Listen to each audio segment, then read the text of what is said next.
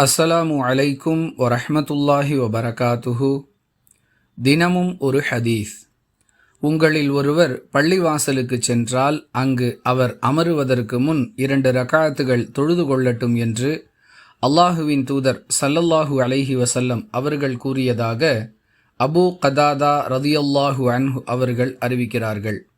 நூல் புகாரி, ஹதீஸ் எண் 444.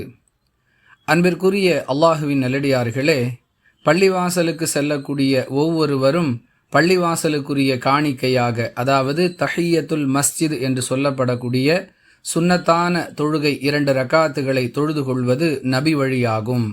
அது தொடர்பான வழிகாட்டுதலாகவே இந்த ஹதீஸ் அமைந்திருக்கிறது.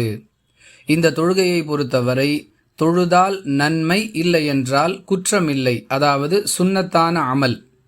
ஆனால் பலரும் இதை தவறாக பிரச்சாரம் செய்யக்கூடிய சூழலை பார்க்கிறோம்.